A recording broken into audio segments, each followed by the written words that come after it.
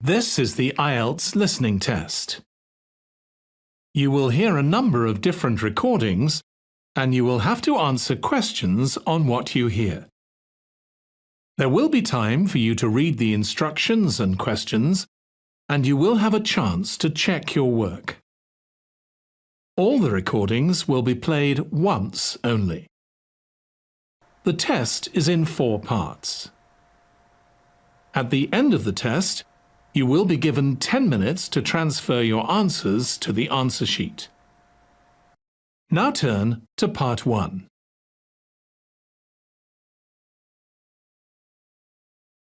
Part 1. You will hear the director of a childcare centre talking to the parent of a new child. First, you have some time to look at questions 1 to 6.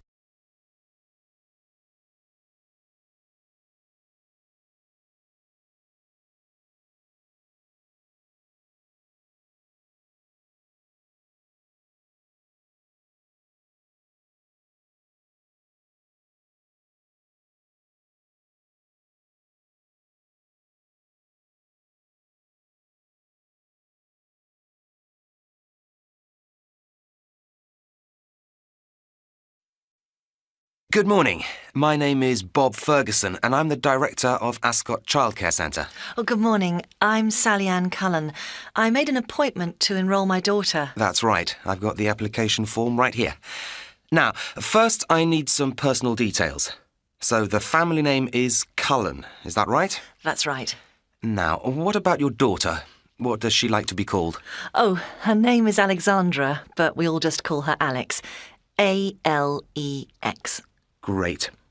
As you know, we organise the children into different age groups. There's the babies group, the toddlers, aged 2 to 3, and the preschoolers. They're aged 4 to 5. How old is your daughter? Well, she'd go into the toddler group. She's just turned 3. And we always like to make a note of our children's birthdays so we can celebrate it all together if they're at the centre on that day. When was she born? Oh, the 8th of November. Fine. And we also find it's a great help to know about siblings. Sometimes a problem at the centre can be related to problems with a sibling. Does she have any brothers or sisters? Yes, a brother, Fraser. He's 2 years older.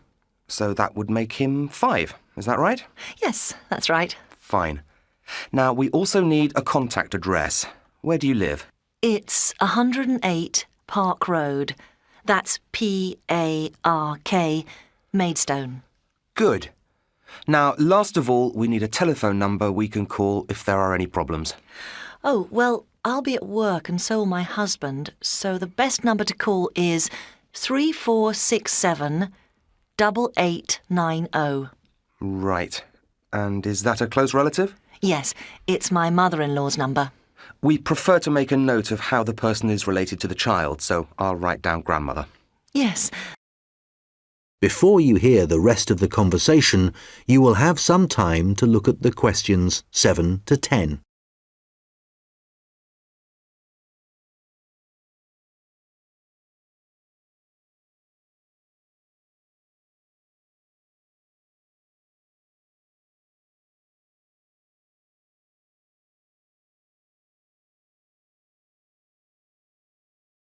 Now listen and answer questions 7 to 10. That does make more sense. Now, that's all of the personal details. We also like to try and get a picture of your child's personal development. Can you tell me if there are any specific problems she's having? For example, does she get on well with other children? Is sleeping a problem?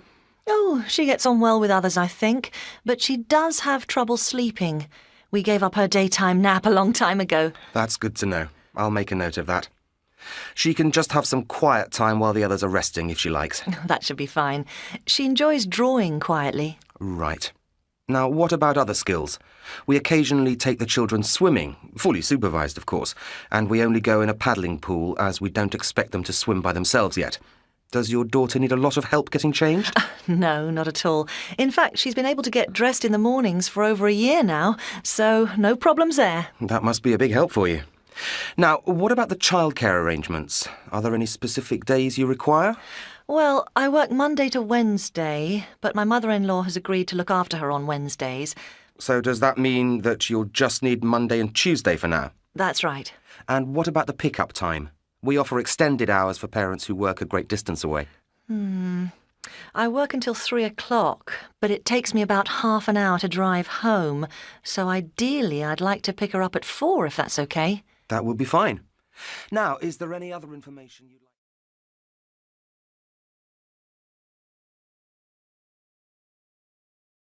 That is the end of part 1. You now have 1 minute to check your answers to part 1.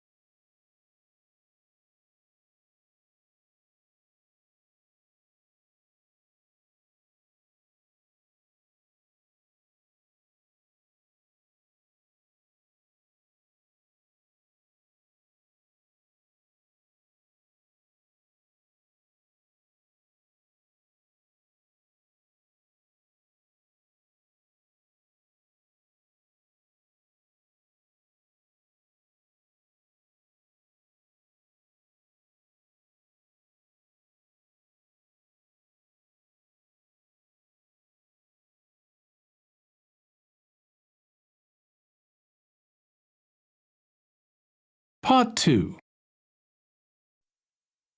You will hear a woman talking on the radio about things for children to do during the school holidays.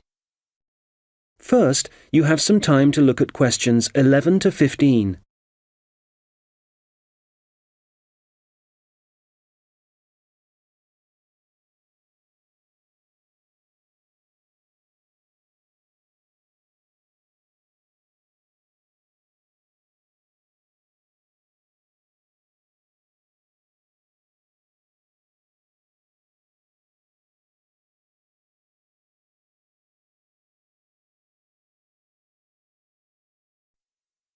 The school holidays are fast approaching, and I'm sure all of you parents out there are worried about how to occupy your children.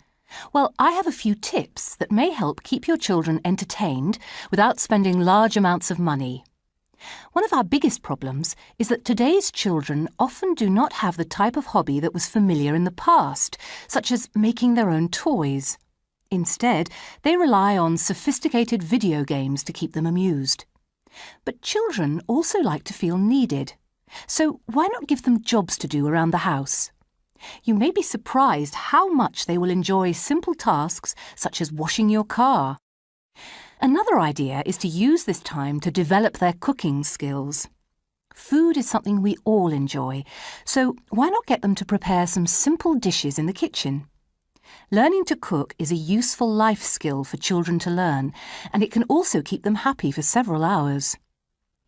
Children also love doing arts and crafts, so why not give them the task of making presents for upcoming birthdays or celebrations? Not only will they enjoy making them, but you'll also save some money, and the family or friends who receive the gifts are sure to be delighted. A great idea to get children out of the house is to find out about how they can help in your local community. Perhaps there is a home for the elderly nearby. Before you hear the rest of the conversation, you will have some time to look at the questions 16 to 20.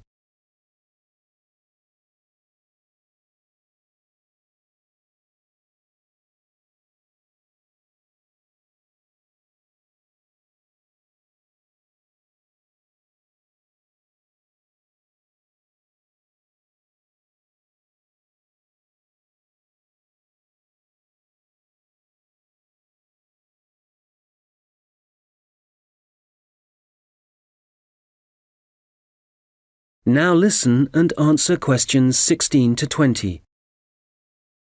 They are sure to welcome a visit from young people. Even a few minutes a week can brighten their day.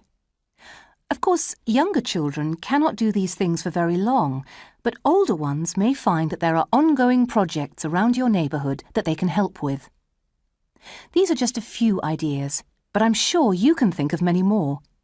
If not, there are plenty of places to look for other suggestions. Nowadays, the first place people seem to look is the internet, which can be a good source of information. However, it does have its limits, because ideas suitable for children living in the city may not translate well for children in rural areas. So don't overlook your library. These are often filled with great ideas targeted at children in your specific area. There are a few key points to remember, however. One of the most important things is to keep your children active, otherwise they will be sure to get bored. Also, remember that although children can be very independent, even from 9 or 10 years old, you should still be there to take care of them up to the age of 12. So don't be tempted to let older children babysit their younger siblings. This should only be done by an adult.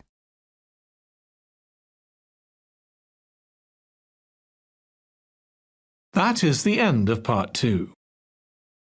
You now have 30 seconds to check your answers to Part 2.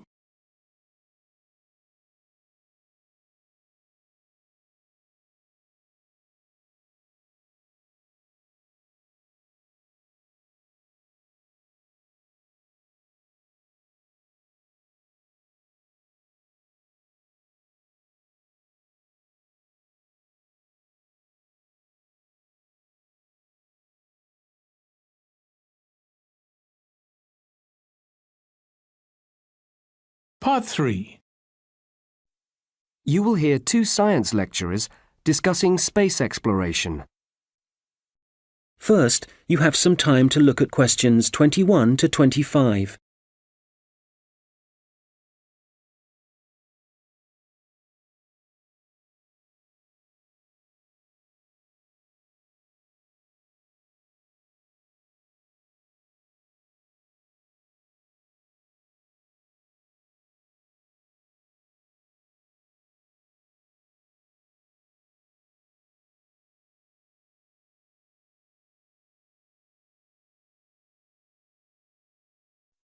Hello, John. How was your conference on space travel? Hi, Susan. It was great. We heard some fascinating speakers, especially one fellow who was an expert on Mars. He thinks it's quite feasible for humans to live there in the near future. Well, if we spent the billions of dollars that go into space research on looking after our own planet, then perhaps we wouldn't need to worry about the Earth being uninhabitable in 100 years' time. Nor would we need to look for another planet to colonise. Yes, but there are some important things that space exploration can teach us, especially about the history of our own planet and its atmosphere. That sort of knowledge could help us solve some of the problems that threaten our planet. Still, I don't really see why they have to send astronauts into space. Robotics is so much more advanced now. Why can't they simply send robots? Well, robotics has come a long way, and it is more expensive to send a manned spaceship into orbit. But the biggest problem with robots is that they have to be programmed for every possible eventuality. Yes, I suppose you're right. Robots just can't react to situations independently the way that humans do. They still need us to tell them what to do. That's right. Robots may have come a long way, but if you're going to go to all the expense of building one, you really need to make sure it's going to work when it gets there, and they don't tend to take risks with new and untested technology. What if it lets you down? So instead, a lot of the space technology nowadays is actually based on the technology they used in the 1970s, because we know that it works and it's reliable. So, do you think it will ever be possible to send robots to Mars? I'm not sure. One of the speakers spoke about that, and he says that communication would be a problem. Is that because of the conditions? I mean, those extremes of temperature and even the atmosphere itself would probably create an awful lot of interference. Yes, but they're both issues that can be dealt with. Now, the real problem is simply how far away it is. That would cause long delays before the robots received any messages about what to do next. So, for the moment, they don't think it's feasible. That makes sense.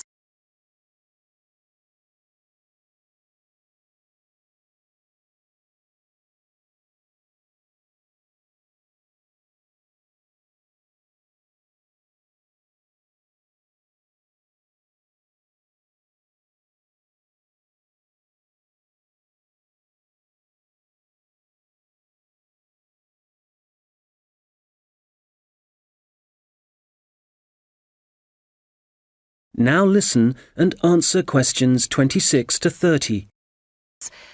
But tell me, do you really think we should be contemplating sending humans to Mars at all? Don't you think we should wait until we do have the technology?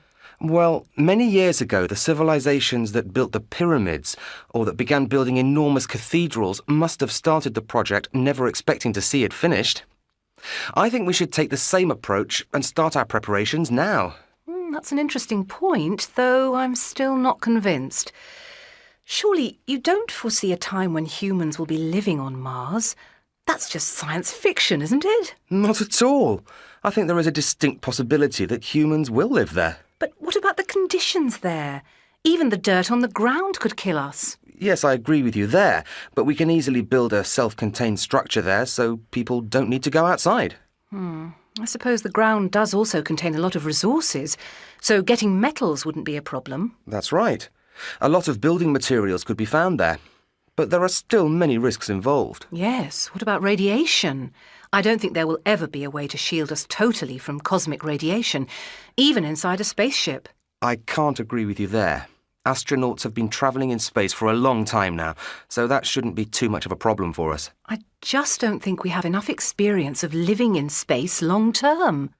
But you have to accept that it is within the realms of possibility that one day there will be a Martian space station. Well, I have every faith in science, and Mars does seem to be the next frontier. So, yes, I imagine we will eventually send a space mission there. But I can't see people living there.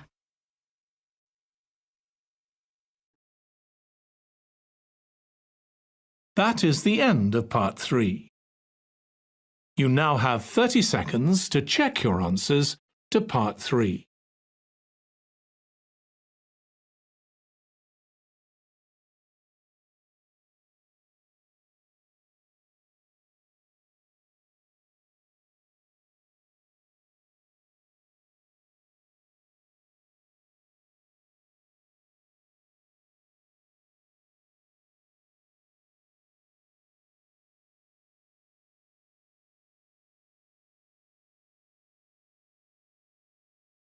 Part 4. First, you have some time to look at questions 31 to 40.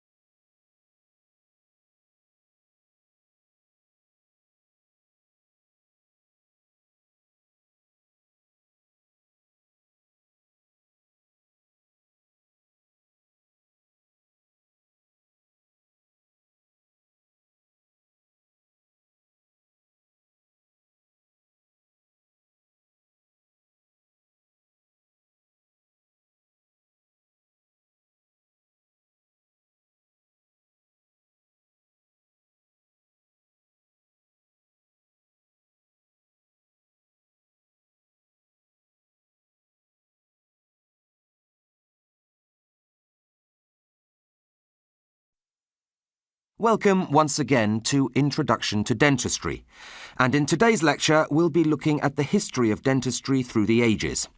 Now, skulls of the Cro-Magnon people who inhabited the Earth 25,000 years ago show evidence of tooth decay, and the earliest recorded mention of oral disease was in 5000 BC. This proves that oral disease is by no means a modern-day problem and has in fact plagued humans since time began. That particular reference appeared in a text written by the ancient people of Sumeria, which referred to tooth worms. There is also evidence that dental problems caused difficulties in other early civilizations, and people from those times actually developed treatments for them. For example, we have found historical evidence that the Chinese used acupuncture to treat the pain associated with tooth decay. There is even further evidence of the troubles caused by toothache in the Ebers Papyrus, which is a text written between 1700 and 1500 BC by the people of ancient Egypt. This papyrus contains references to diseases of the teeth, as well as prescriptions for medications they used at that time. While today we automatically prescribe antibiotics, the ancient Egyptians relied on more traditional remedies to help with tooth decay. Firstly, olive oil, which even today is known to have therapeutic qualities, and secondly, onions, which again are an age-old traditional medicine and are still recognized as a reliable source of natural antibiotics. A large proportion of early dentistry was practiced as a part of general medicine. However, by the 5th century BC, Herodotus, a Greek historian, made the following observation. In Egypt, medicine is practiced on a plan of separation. Each physician treats a single disorder and no more. Some undertake to cure diseases of the eye, others the head, and others again of the teeth. The Greeks were at the forefront of dentistry of that time, and it was a Greek physician who lived between 1300 and 1200 BC who chose to extract problem teeth long before anyone else. Arabs were also pioneers in the area of oral hygiene and used a small polishing stick as a toothbrush as early as 100 BC. So, what of Europe? Well, throughout the Middle Ages, dentistry was made available to the wealthier classes thanks to physicians who would visit individuals in their home, while dentistry for the poorer people took place in the marketplace. Italian sources from the 1400s mentioned the use of gold leaf as dental filling material, but it was a Frenchman, Pierre Fouchard, who is credited with being the father of modern dentistry to his book The Surgeon Dentist, a treatise on teeth, which describes basic oral anatomy, signs and symptoms of tooth decay.